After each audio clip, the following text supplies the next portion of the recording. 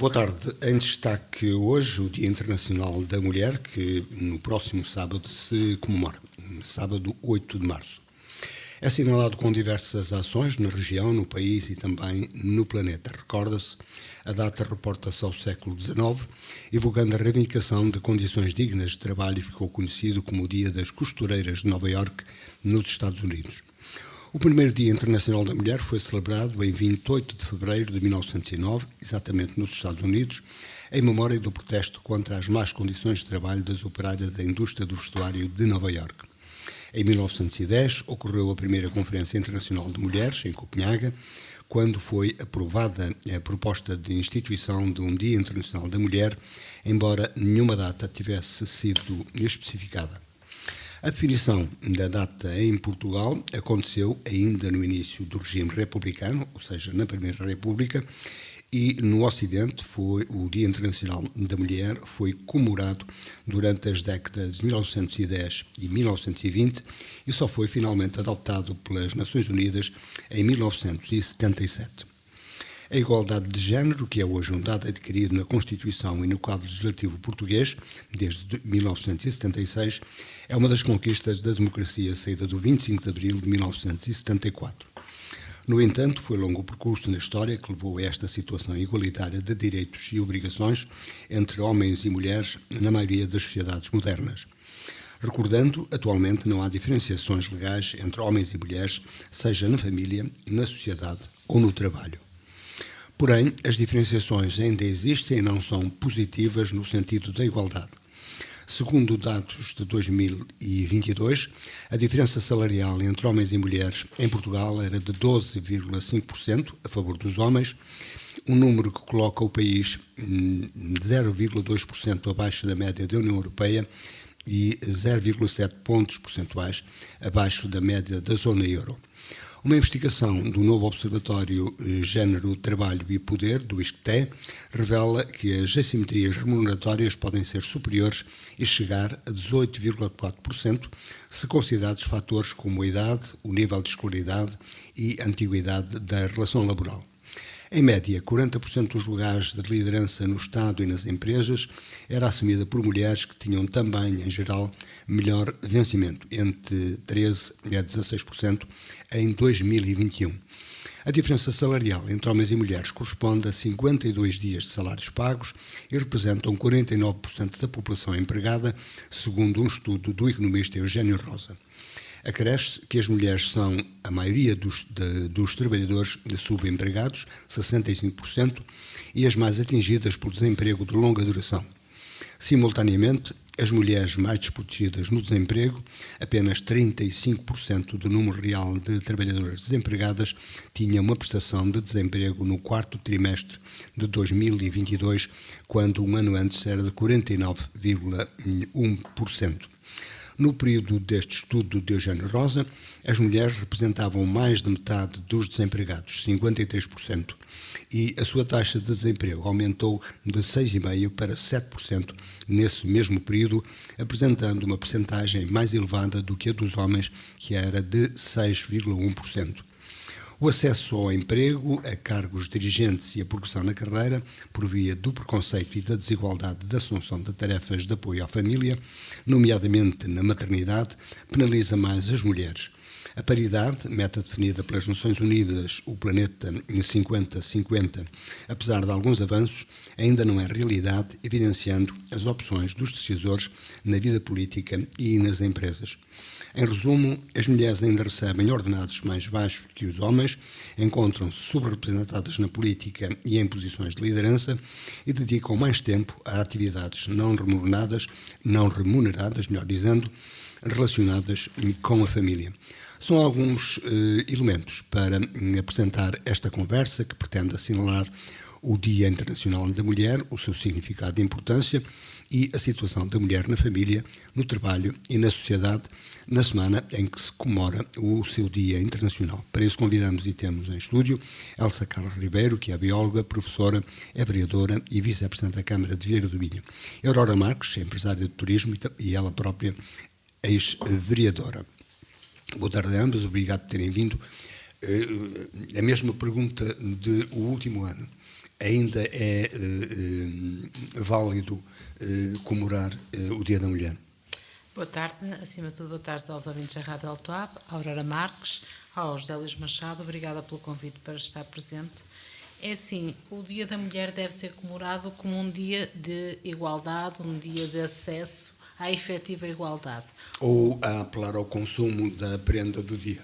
É assim, eu não sou muito consumista e acho que, acima de tudo, não devemos usar estes dias para atos de consumo, mas sim para atos de reflexão e atos de promoção de uma efetiva igualdade. Ou seja, neste dia será um dia para verificarmos alguns dos dados que o Zé Luís acabou de referir, nomeadamente a diferença salarial, o diferente acesso a cargos de chefia, o facto de a mulher ainda continuar a ser prejudicada em termos de emprego por causa da maternidade, ou seja, não é um dia de comemorarmos uma igualdade, é um dia de refletirmos sobre as desigualdades que ainda existem. E estamos a comemorar os 50 anos do 25 de Abril. Estamos a comemorar os 50 anos do 25 de Abril ainda e continuaremos a comemorar Abril, mas e também o facto, por exemplo, da mulher poder votar. Ou seja, efetivamente foi com o 25 de Abril que houve o acesso ao voto no feminino. Universal, e portanto...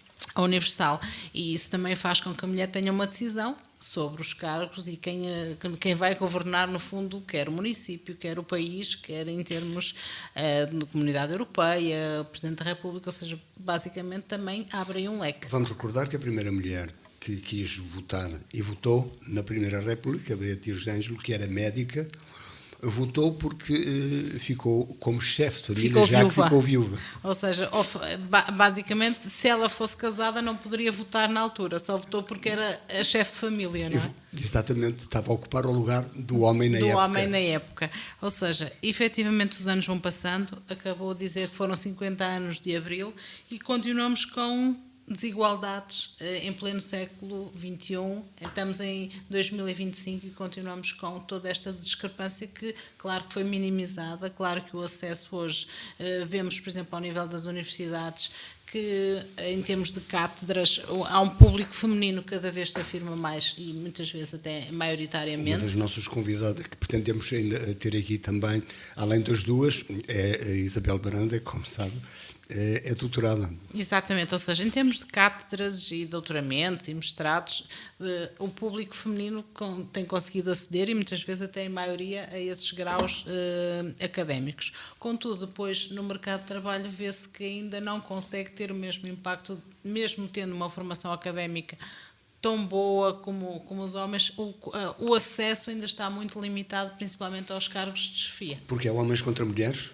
e mulheres contra homens? Apesar de tudo, o preconceito existe? Eu gostava de dizer neste momento que não, mas às vezes ainda há toda esta guerra que existe. Gostava que as pessoas fossem por mérito, que estivessem nos seus lugares, independentemente de ser homem ou ser mulher. Se um homem for melhor, porque é que não há de ser ele a chefiar? Se uma mulher for melhor, porque é que não há de ser ela? Ou seja, de mim nunca ouvirão dizer que a mulher, por ser mulher, é superior, ou o homem, por ser homem, é superior. Eu acho que as pessoas têm competências, muitas vezes muito diversas, para determinadas áreas, e de acordo com as competências que têm, deverão ser os líderes nesta ou naquela área.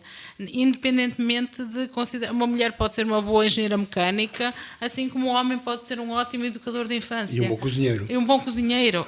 Ou seja, este estereótipo de profissões meramente femininas, ou exclusivamente femininas e exclusivamente masculinas, para mim não fazem sentido. Até no futebol.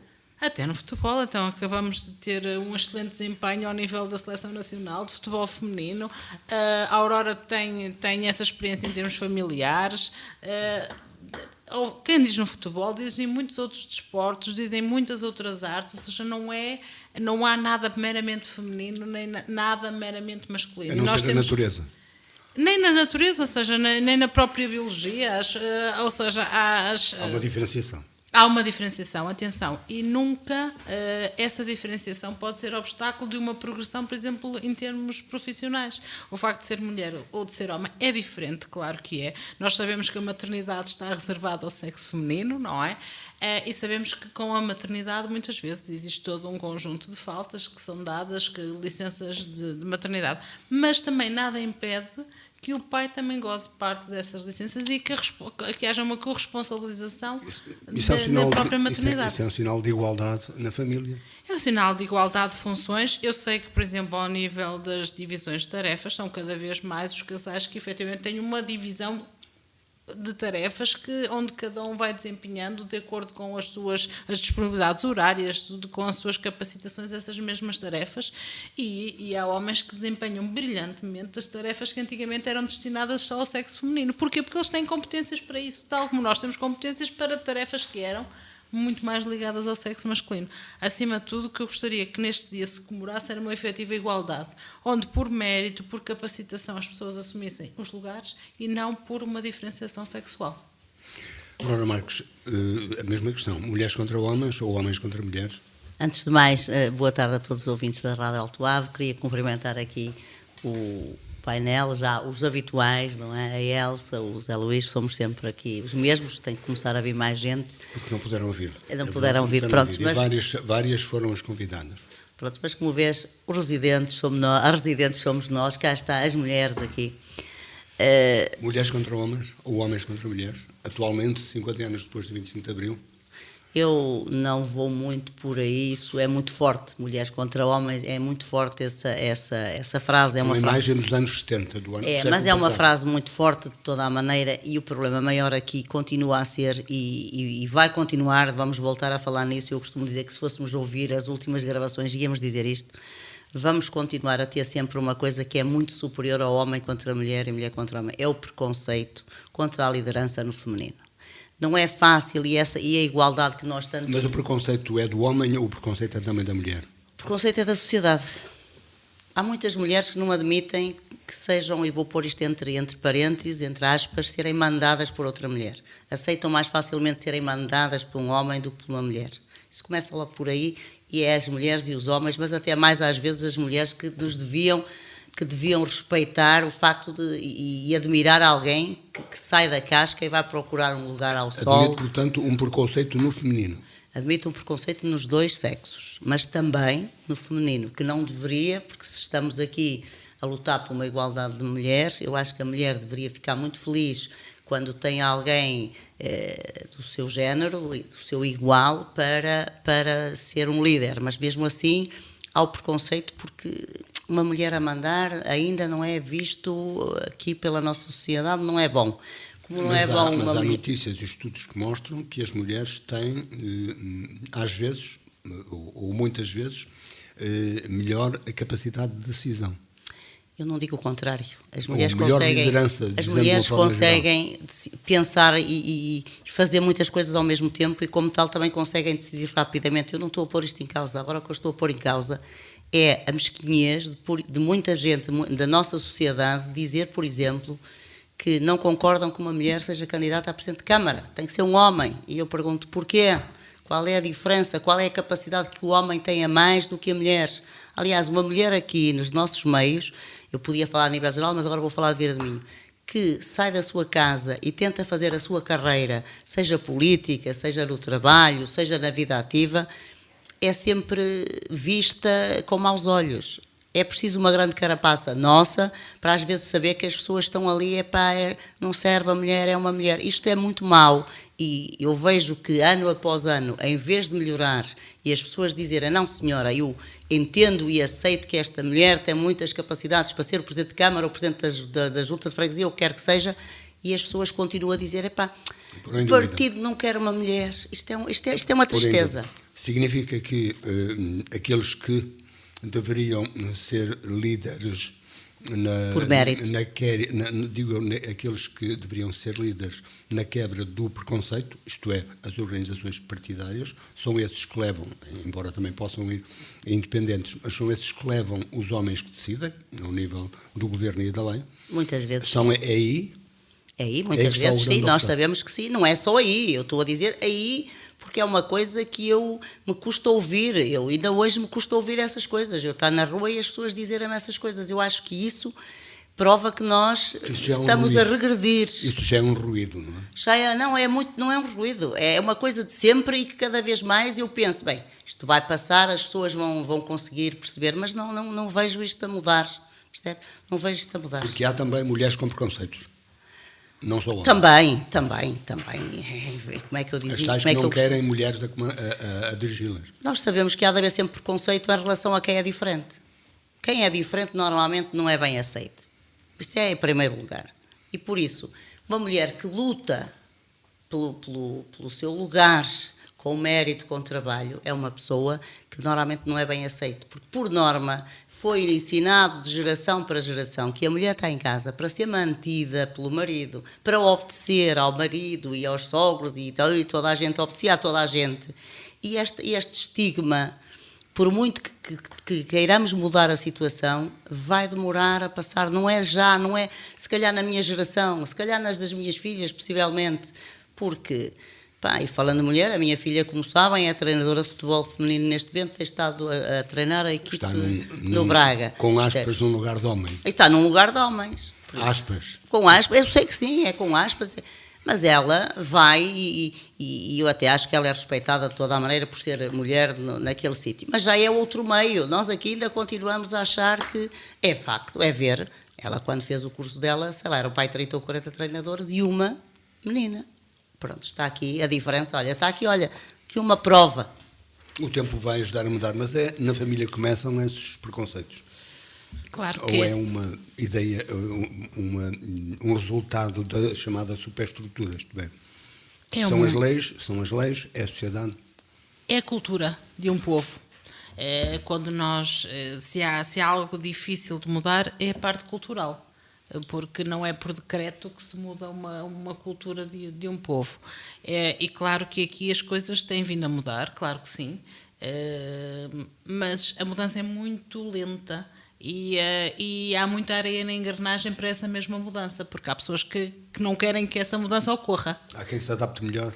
Exatamente, há quem se adapta melhor a uma situação de não mudança e daí ser tão avesso à mudança. De qualquer maneira, ao chavão, nós somos alheios à mudança, quer dizer, nós somos resistentes à mudança. Nós somos resistentes à mudança, mas há mudanças para o nosso bem, quer em termos de saúde, quer em termos políticos, quer em termos sociais, e temos que progredir nesse mesmo sentido. Por exemplo, falamos há um bocado na situação de votar. É uma situação de mudança. Se calhar ainda pode haver alguns velhos do Restelo que consideram que devia ser apenas alguns a votar e não democraticamente todos a votarem. Acredito nesse paradigma como em outros paradigmas. Claro que na família as coisas estão bastante diferentes. E quando eu estou a dizer bastante diferentes, é assim, eu acredito que os casais atualmente eduquem as meninas e os meninos quase de uma maneira muito, muito idêntica. Não quer dizer que sejam todas as famílias, estou a falar numa grande maioria das famílias. Mas nós temos percebido aqui, às vezes até falando dos mais jovens, quando falamos da escola, também esse preconceito também está entre os mais jovens. Claro que estes preconceitos continuam a estar entre os mais jovens. Por exemplo, a parte algo que eu continuo a não conseguir perceber, e estou a falar como professora, estou a falar como bióloga, o que eu continuo sem conseguir perceber, como é que o tempo passa e a violência no namoro, por exemplo, tem aumentado. E em alguns casos aceite. Em alguns casos aceite. E passamos de uma violência de vigilância normal para uma vigilância, por exemplo, nas redes sociais. Ou seja, tivemos uma evolução tecnológica que nos permitiu aceder a um mundo, ou seja, de repente conseguimos navegar no mundo e estamos cada vez mais a ver que esse mundo é usado e essas redes sociais são usadas para vigiar a namorada, para fazer videochamadas a ver onde está, com quem está, com onde deixa de estar, ou seja, no fundo, o que seria uma ferramenta de expansão, de abertura, é uma ferramenta de limitação de privacidade, o que é um contrassenso. E de reforço de preconceito. E o que leva muitas vezes a reforçar esse preconceito, a reforçar uma coisa de posse. Claro que se calhar não é à toa que temos... Mas ainda hoje ouvimos o meu homem ou a minha mulher, o meu marido ou a minha esposa. Pronto, mas às vezes também ouvimos de uma maneira carinhosa, não quer dizer que seja um sentimento de posse. Mas, por exemplo, também não é à toa que sabemos que em Portugal, por exemplo, em 24, decorreram 22 mortes por violência doméstica. sendo delas 19 femicídios, ou seja, 19 mulheres que morreram e 3 homens que também morreram. Ou seja, não é uma coisa exclusiva do sexo feminino, mas o número assim o diz. Ou seja, o número de mulheres mortas às mãos dos maridos em casos de violência doméstica foi brutal. Ou seja, estamos a falar em números de 19 pessoas. 19 e 13, ou seja, um total de 22 pessoas. Fora o efeito. Estamos a falar em famílias devassadas, estamos a falar em crianças que ficaram sem mãe, sem pai, órfãos, ou seja, tudo isso tem efeitos muito grandes, não é só o número da pessoa, mas todas as consequências que daí decorrem.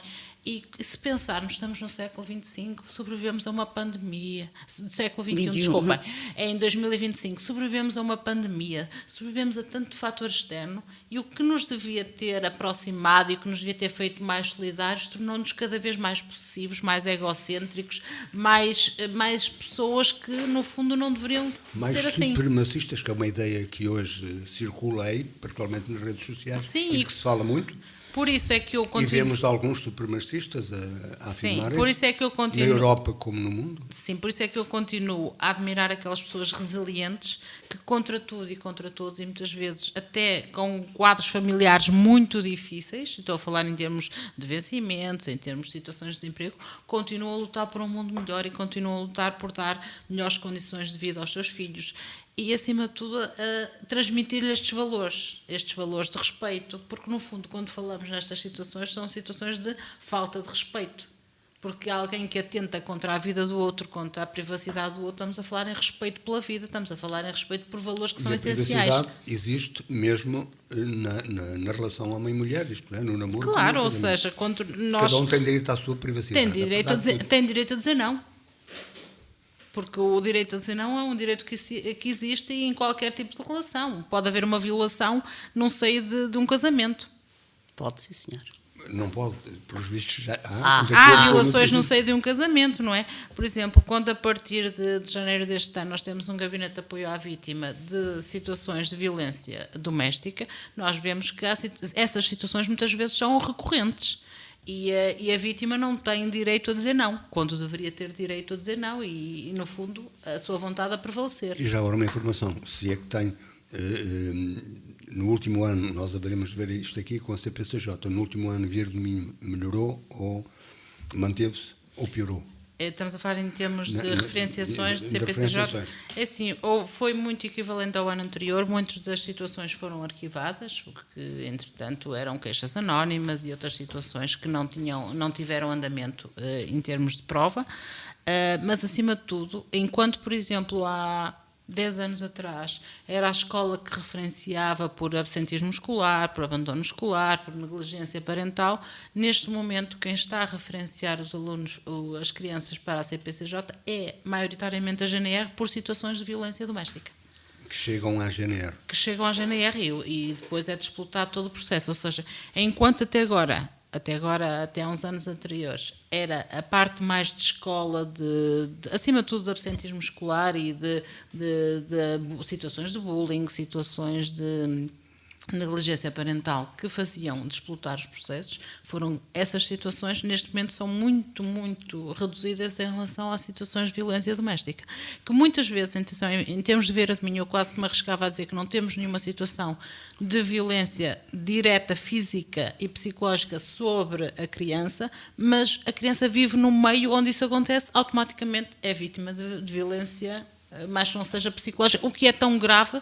E pode ser tão grave como a violência física. E para retomarmos o caminho, depois deste parêntese, isso significa, como eu perguntava inicialmente, é na família que começa o preconceito, homem e mulher? É assim, na família não começa o preconceito, mas o preconceito continua muitas vezes a reproduzir-se. Não direta, não na família umbilical, mas muitas vezes nas famílias quando coabitam umas com as outras e as crianças também. E a escola? Tem alguma responsabilidade nisso?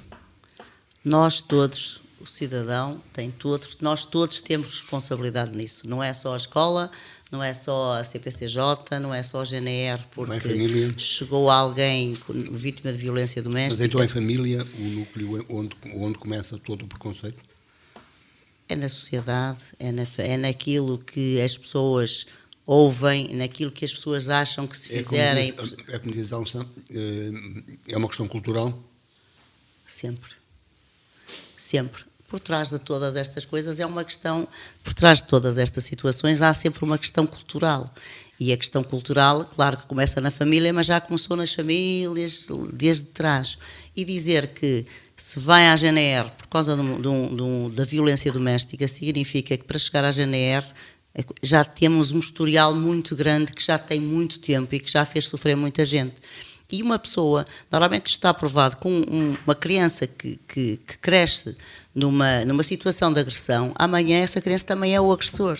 Por isso, se na família a criança viu o pai a tratar mal a mãe, a tendência natural das coisas é que essa criança entenda que também pode tratar mal as meninas, as mulheres. É uma reprodução. Isto é assim, não vale a pena estarmos aqui a adorar a pílula, é isto. Em termos de escola, eu acho que a escola tem feito um trabalho muito, muito bom no sentido de tentar reduzir, minimizar... Mas não falamos só nossa, a escola em geral. A escola, estou a falar na escola em geral.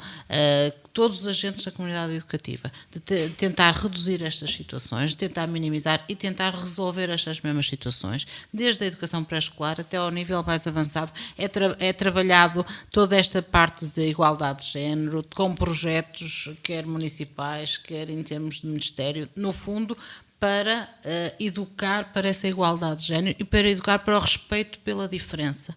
Tal como há um bocado a Aurora disse, a diferença no geral é muito mal encarada, é muito mal vista e nas idades mais pequenas eles às vezes são cruéis. São cruéis com a diferença em termos de diferenças físicas e tudo mais. E há que diminuir, há que minimizar, há que estar atento em contexto escolar a estas mesmas situações e em contexto familiar também e em contexto social, porque no fundo muitas destas situações são crimes públicos e nós não nos podemos imiscuir dessas mesmas situações. É bom lembrar a quem é mais desatento que um crime público é aquele que qualquer pessoa pode denunciar, exatamente. Mas a escola tem as condições para... A escola tem as condições. Para poder desenvolver um trabalho em que... a sua função Sim, a escola... ensino de forma a quebrar estes preconceitos. A escola tem todas as condições, quer físicas, quer humanas, de poder quebrar estas mesmas situações, quer em termos de currículo, quer em termos de atividades extracurriculares, de o poder fazer.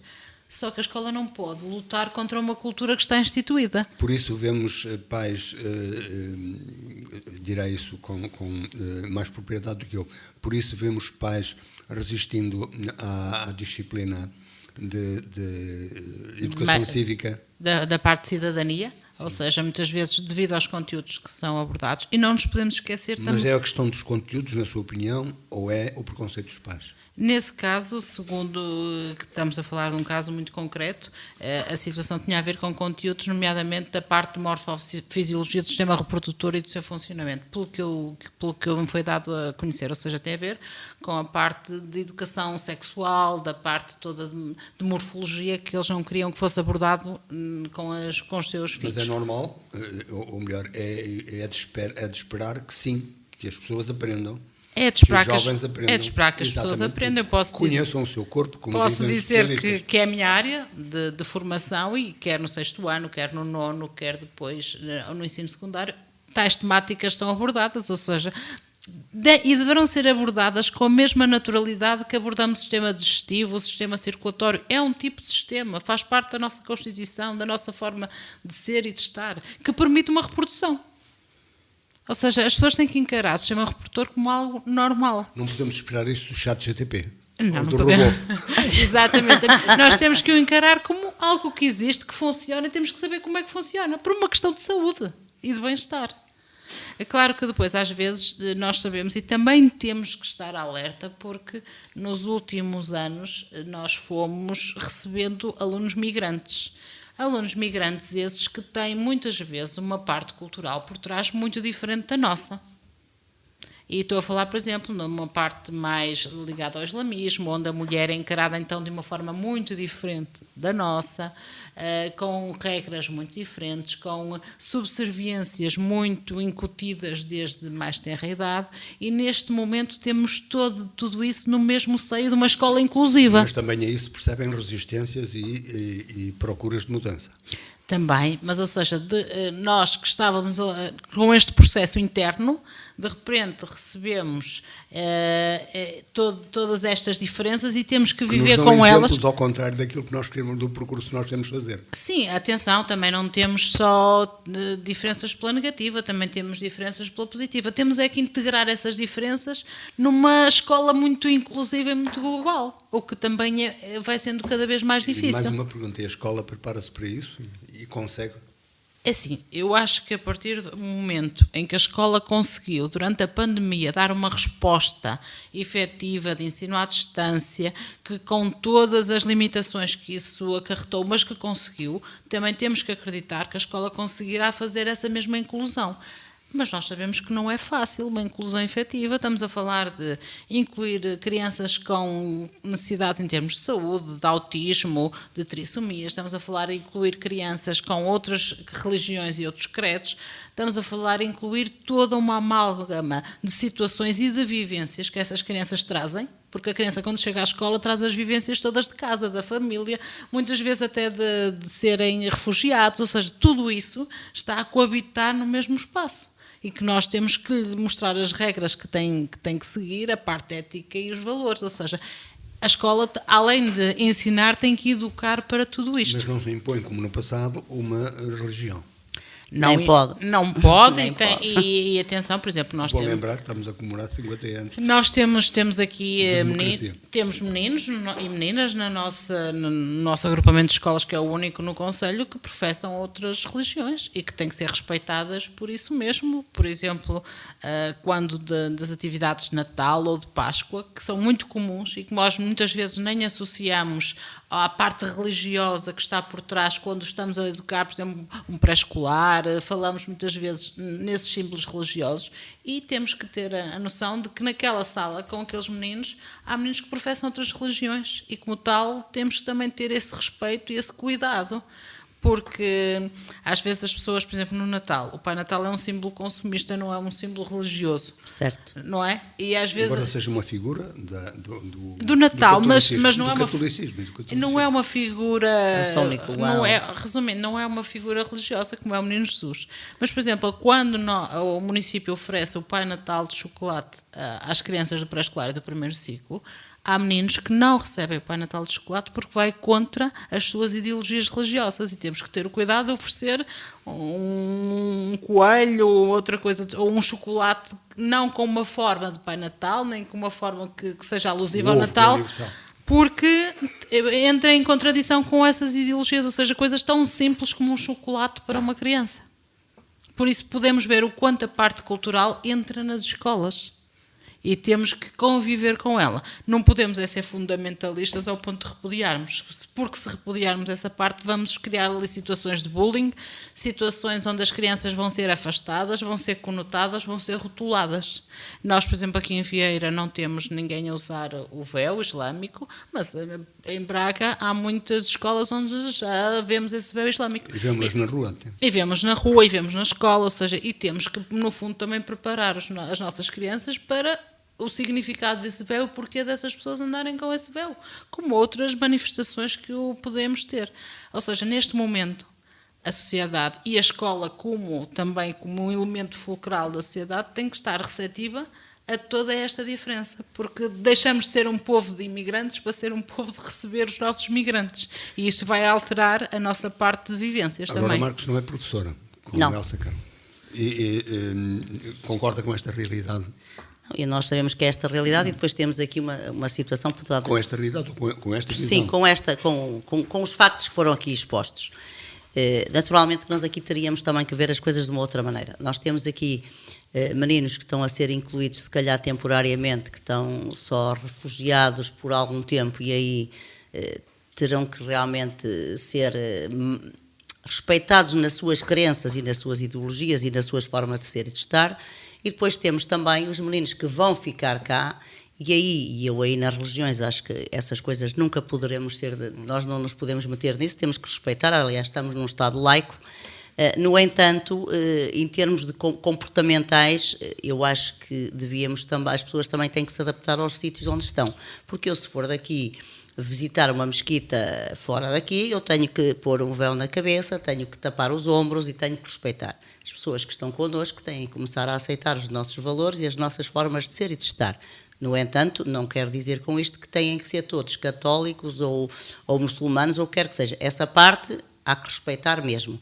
A forma de ser e de estar, eu acho que estamos incluídos e devemos estar todos da mesma forma para não surgir o bullying e os preconceitos e essas situações.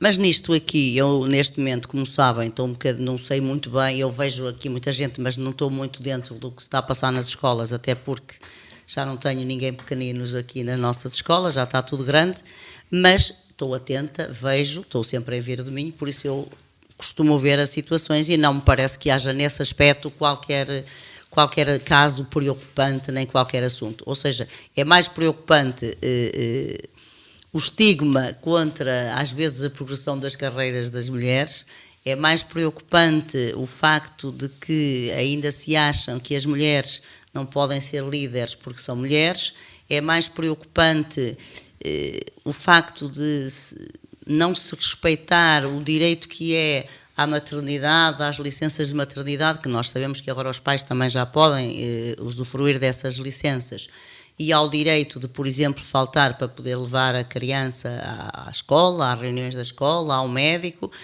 sem as mulheres sentirem que estão a ser pressionadas e que poderão ser despedidas por faltar ao trabalho por causa disso, que ainda temos isso muito, e isso é uma luta que tem que ser em muitas empresas, e isso é uma luta que eu acho que tem que ser aqui posta em cima da mesa, que isto não pode ser assim.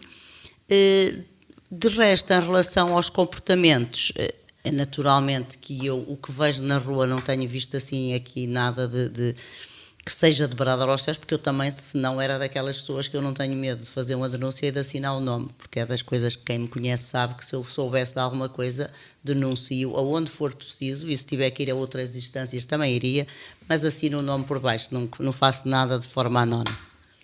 De qualquer modo, ainda há, e estamos a 3 minutos do final, ainda há caminho a fazer. É assim, o caminho faz-se... É uma das conclusões. O caminho faz-se caminhando e o caminho tem sido sinuoso, mas considero que seja um caminho para atingirmos uma meta. E que essa meta seja uma efetiva igualdade e não uma supremacia do feminino sobre o masculino, nem do masculino sobre o feminino. Uma efetiva igualdade de oportunidades. Mas devem mudar as culturas para que as coisas se alterem. Falamos, por exemplo, aqui do mundo muçulmano, onde o papel da mulher é muito subalterno em relação na sociedade, na família, em relação ao homem. Se esperarmos que as culturas mudem, vamos estar aqui vários séculos à espera dessa mesma mudança. Mas também não temos aqui ninguém de história, mas se fôssemos à história ver o papel da mulher na Idade Média, era muito semelhante. Exatamente, ou seja, acima de tudo nós nossa cultura. Temos é que confiar no bom senso das novas gerações, na capacidade de educação, quer da família, quer das escolas, nestas mesmas gerações, e perpetuar valores, porque o valor do respeito é um valor que é transversal a qualquer religião. As pessoas não têm que ser de uma religião católica, muçulmana, têm que respeitar o outro, e ao respeitar, isso já é a base de tudo. Acho que a pior coisa de qualquer um de nós é o fundamentalismo. Porque se entramos em situações de fundamentalismo... Mas é isso que nós estamos a ver hoje nas sociedades. Sim, mais agressividade. E temos, por exemplo... Temos até na nossa Assembleia da República algumas atitudes de desrespeito não só entre homens e mulheres, como entre deputados o que não são modelos nada favoráveis para quem está a ser educado, não é? De repente eles veem na televisão exemplos de grandes países, como é o caso dos Estados Unidos da América, e dizem que exemplo é que está a ser dado ao mundo em algumas atitudes. E quem diz isso, quando em países considerados desenvolvidos esses exemplos estão a prevalecer, claro que não é a melhor maneira de educarmos nesse contexto os nossos jovens, não é?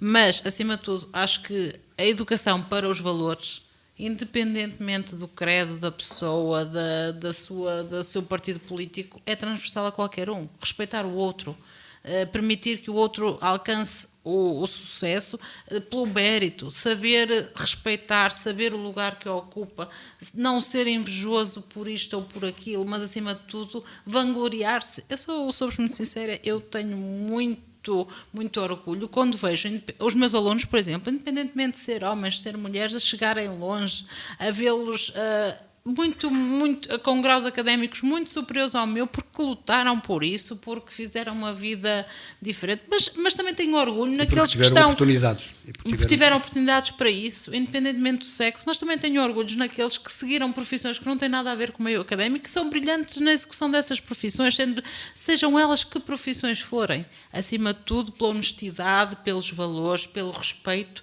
e pelo amor ao próximo. Acho que, acima de tudo, quando alguém diz que deveríamos fazer aos outros aquilo que gostaríamos que nos fizessem a nós. E, se calhar, muitas atitudes não eram feitas. É a cultura, então, para concluir? É na cultura que está... Luís, na cultura do respeito pelo próprio, das suas diferenças, das suas aqui, e depois particularidades. Do que disse aqui a professora Elsa, o que eu tenho a dizer aqui não é muito, não vou muito pela cultura, também é a cultura, já falámos sobre isso aqui várias vezes, mas o que eu me parece que seja muito importante, que eu queria deixar aqui esta mensagem a todas as mulheres que me ouvem, de uma forma muito particular a todas as mulheres de Vieira do Minho, é que tenham a noção daquilo que valem, lutem por aquilo, tudo que acreditem, e não tenham medo, não tenham medo de serem criticadas porque são mulheres, acreditem nos vossos valores, vão à luta se for preciso e se entenderem que o devem fazer e sejam felizes. Não vou dizer aqui muito mais porque já dissemos tudo. A Elsa já explanou tudo o que era para explanar. Muito bem, e que seja no próximo fim de semana, no próximo sábado, um bom Dia Internacional da Mulher. E vale a pena continuar a comemorar? É sim, eu acho que devemos comemorar sempre. E se comemorarmos boas práticas, muito mais motivos temos para comemorar. E se tivermos que refletir sobre práticas menos boas para as mudarmos, devemos continuar a comemorar. E vamos ver se para o ano só trazemos coisas boas para esta gravação deste programa. E devemos comemorar o facto de a mulher ter muito valor naquilo que faz, quer como mãe, quer como profissional, quer como mulher que o é. E, acima de tudo, que nenhuma mulher tenha vergonha de ser mulher. E, acima de tudo, deve ter orgulho de o ser.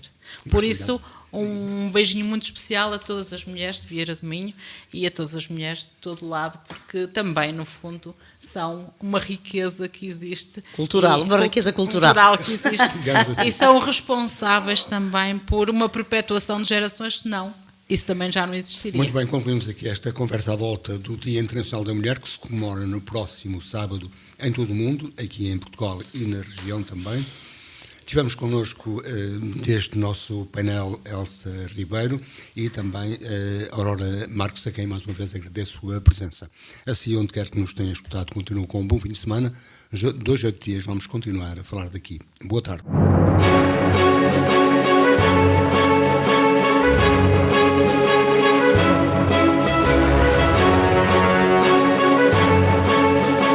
Falar daqui, a região em foco.